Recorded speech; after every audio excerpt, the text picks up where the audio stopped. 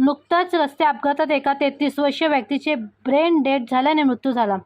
त्यानंतर त्यांच्या कुटुंबियांच्या संमतीने अवयव दानाचा निर्णय ठाण्यातील महावीर जैन हॉस्पिटलने घेतला।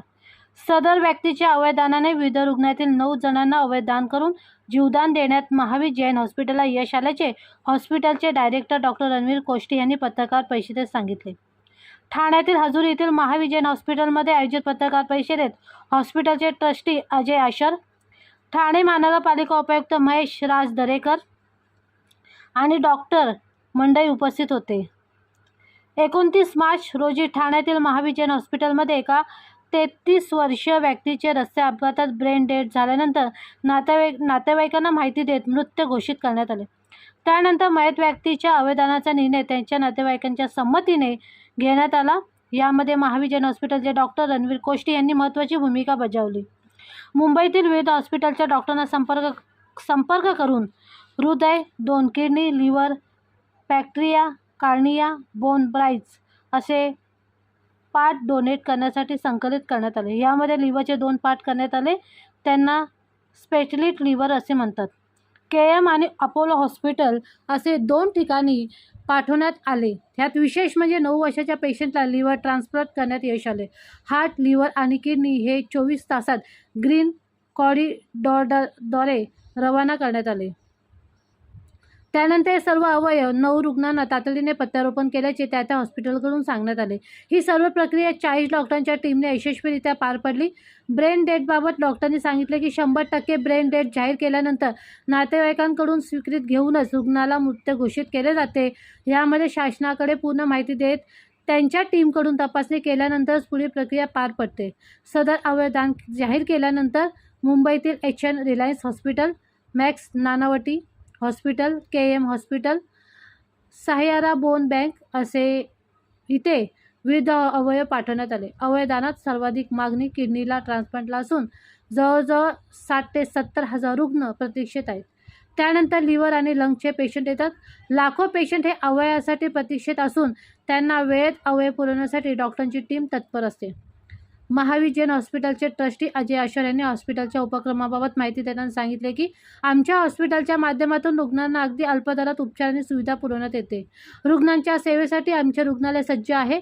आमच्या डॉक्टरांच्या टीमकडून खूप चांगले सहकार्य मिळत आहे। अवयवदान ही चळवळ असून ती अधिक वाढवण्यासाठी ठाणेकरांनी पुढे येणे गरजेचे आहे। आमच्या रुग्णालयाच्या माध्यमातून अत्यंत गरीब गरजू रुग्णांना सुविधा देण्यासाठी आम्ही प्रयत्नशील असून जनतेने इथे येऊन नक्कीच उपचार घ्यावेत आणि अवयवदान करून इतर रुग्णांचे प्राण वाचावे असा आमचा प्रयत्न आहे।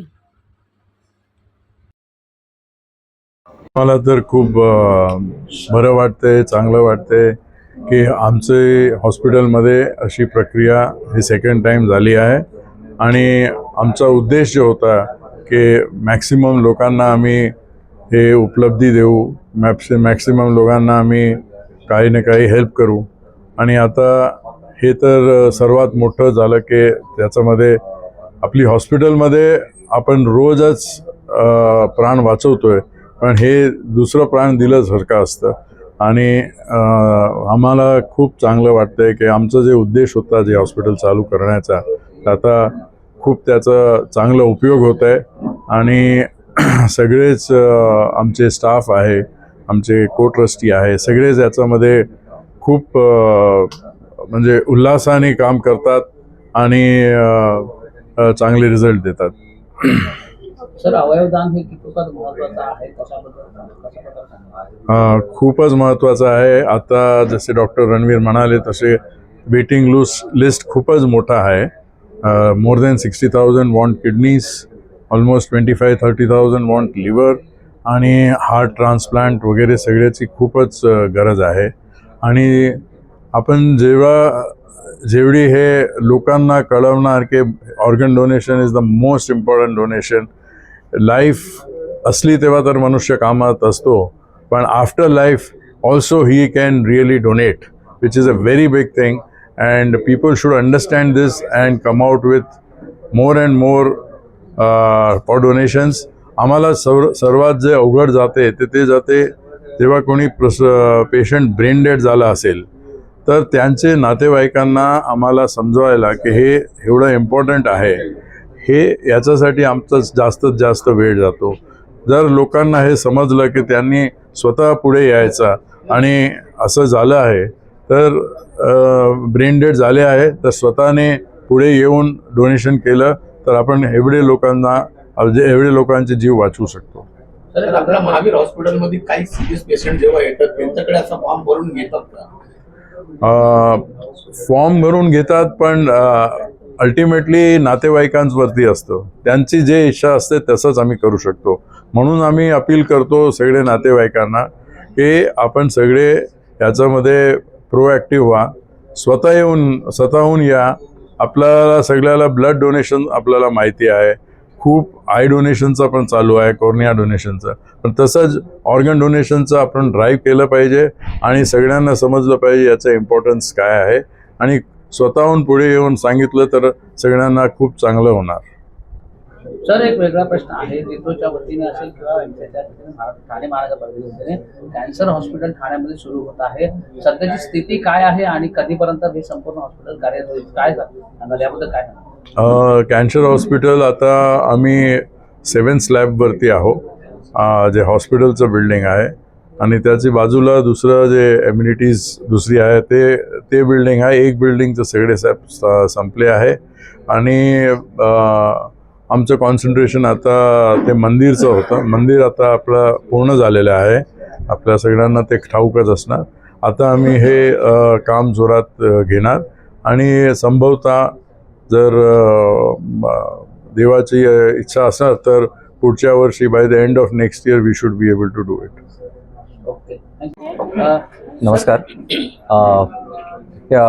एक 33 वर्ष रुग्ण महावीर जन हॉस्पिटलला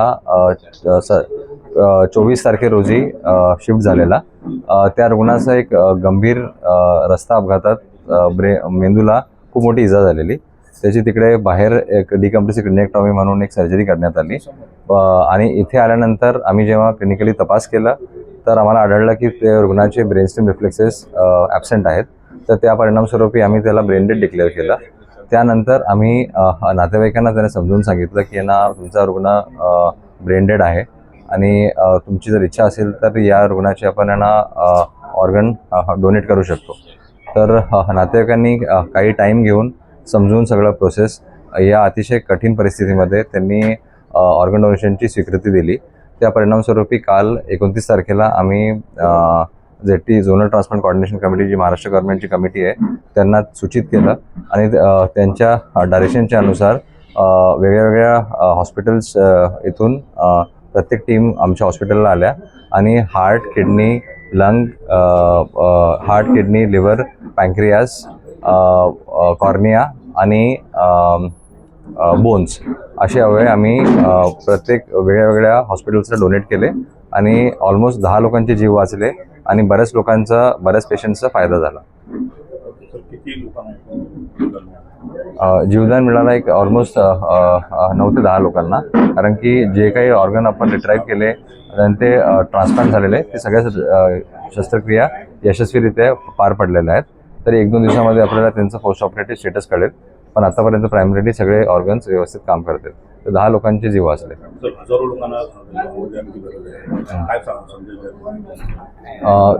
जसं आपल्या सगळ्यांना माहिती असेल की कित्येक पेशंट डायलिसिसवर असतात, कित्येक पेशंट लिव्हरच्या आजाराने ग्रस्त असतात. तसंच जर तुम्ही रजिस्ट्री बघितली तर कमीत कमी 50-60 हजार पेशंट डायलिसिस वर आहेत आजच्या काळामध्ये, ज्यांना अर्जंट ट्रान्सप्लांटची गरज आहे. 30 ते 40 हजार पेशंट जे लिव्हरचे पेशंट आहेत, ज्यांना लिव्हर ट्रान्सप्लांटची गरज आहे, ज्याच्यामध्ये हार्ट फेलियरचे ॲडव्हान्स केसेस आहेत, त्यांना हार्ट ट्रान्सप्लांटची गरज आहे. तसंच पँक्रियाज, लंग्स ज्यांचे निकामी आहेत, लंग्स ट्रान्सप्लांटची गरज, असे लाखोच्या संख्येमध्ये सॉलिड ऑर्गनसाठी आजच्या तारखेमध्ये रिक्वायरमेंट आहे. तर जसं मी सांगितलं की एवढी ऑर्गन्सची गरज आहे, तर नागरिकांना मला एकच संदेश असेल की प्रत्येकाने ऑर्गन डोनेशनसाठी जागरूक होणं गरजेचं आहे. प्रत्येक इंडिव्हिज्युअलनी त्याच्यासाठी ऑर्गन डोनेशन कशा प्रकारे होतो, कसं होतो आणि काय करता येईल, त्याच्यासाठी आपल्याला वाचणं किंवा समजून घेणं गरजेचं आहे. एखाद्याचं कोणाचं जर ब्रेन निकामी झालं तर प्रत्येक रुग्णाच्या नातेवाईकांनी समोर येऊन समजून ऑर्गन डोनेशनसाठी स्वीकृती देणं गरजेचं आहे. त्याच्यासाठी जे कोणते आपले रिलिजियस लीडर्स आहेत किंवा प्रत्येक कम्युनिटी लीडर्स आहेत, नेता आहेत, त्यांनी आणि बाकीचे डॉक्टर्स कम्युनिटी आहे, त्यांनी सगळ्यांनी असे ड्राईव्स ऑर्गन डोनेशनसाठी अवेअरनेससाठी ड्राईव्स चालवायला पाहिजे आणि जास्तीत जास्त लोकांना अवेअर करायला पाहिजे ऑर्गन डोनेशनच्या महत्त्वाबद्दल आणि ऑर्गन डोनेशनच्या इम्पॉर्टन्सबद्दल. सर, मृत्यू झाल्यानंतर किती वेळात आपण ऑर्गन डोनेट करू शकतो? घरात नॅचरल मृत्यू झाला, नॅचरल मृत्यू झाल्यानंतर, हार्ट बंद पडल्यानंतर फक्त आपण कॉर्निया, स्किन आणि बोन्स एवढंच आपण डोनेट करू शकतो. त्याच्यामध्ये आपण सॉलिड ऑर्गन्स डोनेट करू नाही शकत, एक पण सॉलिड ऑर्गन. फक्त ब्रेन डेड नंतर पण सॉलिड ऑर्गन डोनेट करू शकतो. आणि सॉलिड ऑर्गन डोनेट करणं हे जास्त महत्त्वाचं असते, कारण की त्यांनी डायरेक्ट पेशंटचा जीव वाचतो. आपण कॉर्निया डोनेट केला तर नेत्रदान पण अतिशय श्रेष्ठ दान आहे, पण त्यांनी ज्या पेशंटला बघता येत नाही त्याला आपण हे देऊ शकतो, बघण्याची पॉवर देऊ शकतो. पण जे सॉलिड ऑर्गन्स आहेत ते देतो तर त्याचे जीव वाचतो डायरेक्ट. माझं नाव डॉक्टर विनीत रणवीर आहे. मी डायरेक्टर आहे क्रिटिकल केअर डिपार्टमेंटचा श्री महावीर जन हॉस्पिटलमध्ये.